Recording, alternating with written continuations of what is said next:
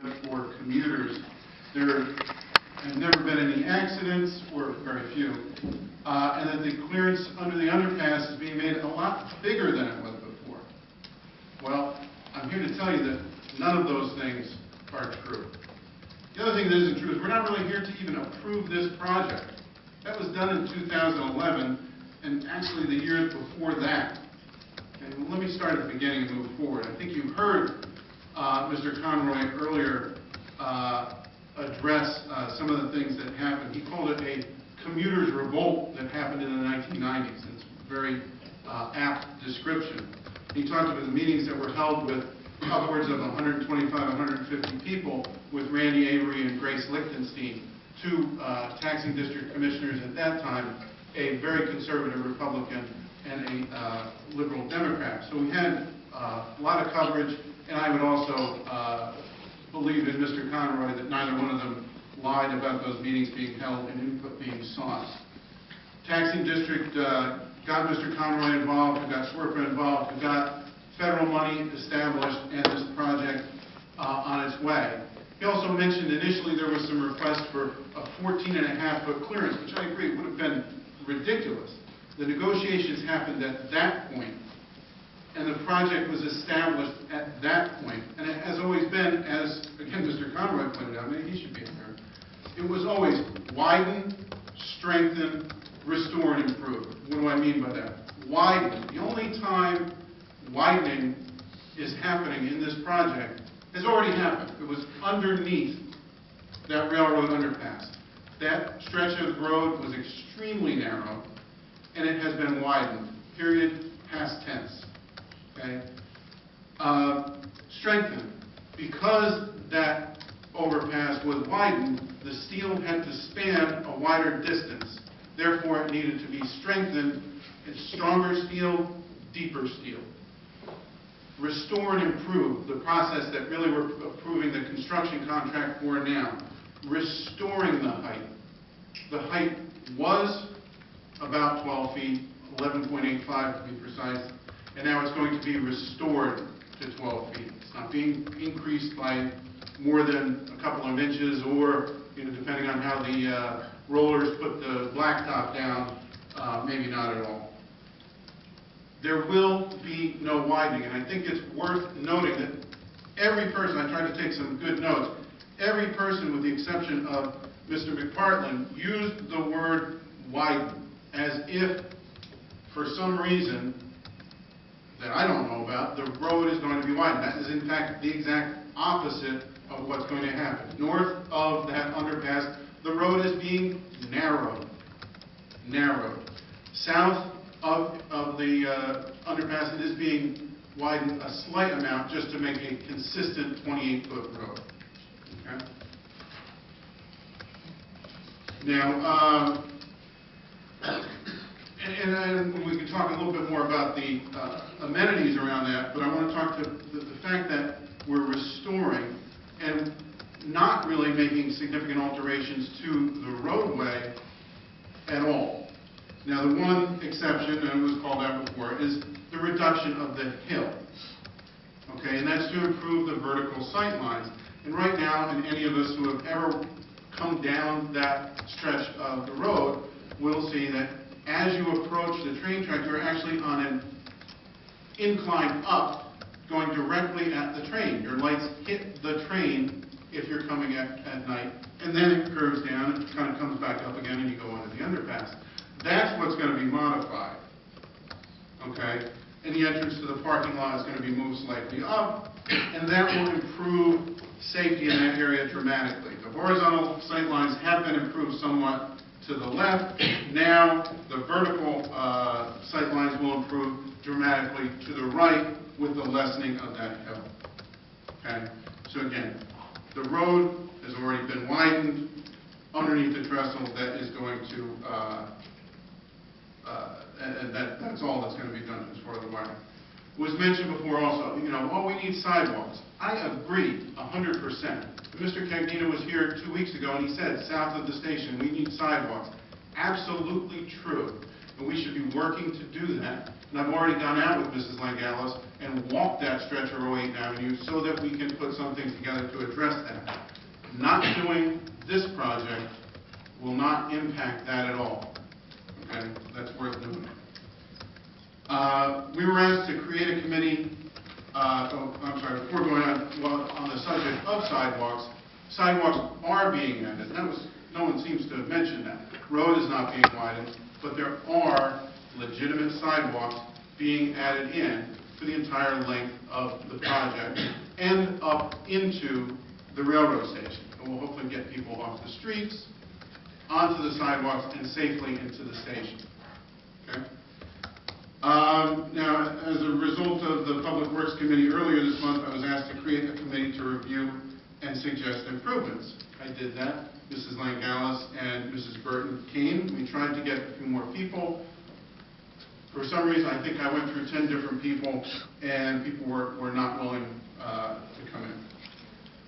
But we did meet. I have a problem with calling that meeting a sham meeting. We waited, we listened to every word that was said, every suggestion that was made, and in fact, we actually did begin the process that was discussed with the state as well, of looking to strike the travel lanes at 11 feet and add sharrows or bike lanes as appropriate and approved by the state all the way up Rowayton Avenue. Okay? Now, as I said before, the project was approved. What we're really talking about here tonight is the construction contract. The project was approved, and I don't know if we focused on this. We mentioned meetings, but there were public information sessions, ads, news releases, letters to property owners, and I would only swear, and we can ask Mr. Albert this later, they're abutting property owners. So I'm trying to think, if they would have gone down as far as where Mr. McPartland lives. I can't swear to that, but those letters were sent. There have also been several resolutions in support of this project by this council in previous incarnations, as well as sign-offs by Mayors Knox and Moshe. And I would like to thank Mayor Billings, as someone who is always willing to point out when people do the wrong thing. I'll point out when they do the right thing. And I think getting the state in here, sitting down, taking the time to understand this project was the right thing. And I actually would like to thank Mr. Sims and Mr. Watts, as well as Mr. Petrini and Mr. Hempstead for coming and listening to the state as well. Spent a lot of time, and as far as I know, Ms. Langalis and Mr. Barbas were in the room as well, and there were, facts presented, facts understood, and hopefully that allows people to form a reasonable opinion. Okay. The issue that I want to dispel by going through some of these facts is that, again, we talk about widening, there's no widening. There seems to be a continued stream of misinformation that is, unfortunately getting people upset at a project that should hopefully make that area safer, both for the commuters, pedestrians, and for people driving in the area. There was also an attempt to compare this project to East Avenue. We're not increasing the height of the underpass or trying to make the road accessible to tractor trailers. This project is at its very last stage. It has nothing to do with East Avenue. We're restoring the height of that underpass to what it had been before any of these projects have done. We're not increasing it. Okay? Additionally, installing the sidewalks and the proposed changes to allow for the bike lanes and sharrows will make it safer. It was mentioned about, we don't need to restore the clearance because there's no need to allow fire trucks and emergency vehicles because only the hook and ladder can't fit under there. While that is technically true, it's not reasonably true, because even the Rowayton fire truck, when it passes under there, has to do so, and these words came out of Chief Carlson's mouth several times, has to do so in exceedingly slow speed to avoid knocking into the bridge since it has been lowered. It is only being restored to the 12 feet that it was previously to allow reasonable trucks, local deliveries, fire trucks as mentioned, some of the DPW equipment, snow plows, etc., which currently, and we've seen these pictures, are hitting the underside of that underpass. And that's causing the state a lot of angst, and if I was a commuter taking the train every day, that would bother me as well.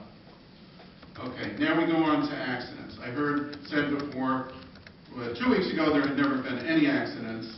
Now I guess there's been 1 or 2. Well, there have been 13. Now I actually went through them, read them, and I actually took out 5 of the 13 because I thought they could be chalked up to careless driving or whatever. I've actually provided a copy of the 8 that are documented by the Norwalk Police Department. 4 that were a part of the original application, which is what I cited in the committee meeting, and add to them another 4 besides the 5 that were, as I say, chalk up to irresponsible driving. Now, some people, again tonight, said that this project is going to change the character of this part of the lake. I don't know how to address that other than to say we're attempting to improve the safety. We're putting in sidewalks where there were none, improving other, what were essentially paths and turning them into legitimate sidewalks. The roadway is being narrowed. The hill is being taken out, I'll give you that, but I fail to understand why that would change the character when we're not allowing tractor trailers, we're not, at least I'm not, and I'm going to make sure that the Public Works Department makes this not happen, not facilitating speeding in any way. That's ridiculous. We've made allowances that even the trees and shrubs that might be impacted by the sidewalks or what have you will be replaced, restored in kind. Okay? Now, it was said also that the residents in general oppose this project. Again, I'll go back to the meetings that were held when this was originally requested. It's just simply not true. That people requested it a long time ago. I understand, again, some of the people that are on Norwalk Avenue who've gone through long periods of construction. I feel bad because of that. I know the last, the actual widening phase of this process involved blasting, night work, jackhammers. It was horrible. This portion of the project is nothing like that. We're going to be able to get it done in one construction season. There's no night work required whatsoever. The project begins with the curbs and the sidewalks, which are done without disrupting traffic at all. Okay? Eventually, towards the end of the process, when the hill has to be taken down, there will be some amount of detours to get people into the station, but that will be done in a reasonable and orderly fashion.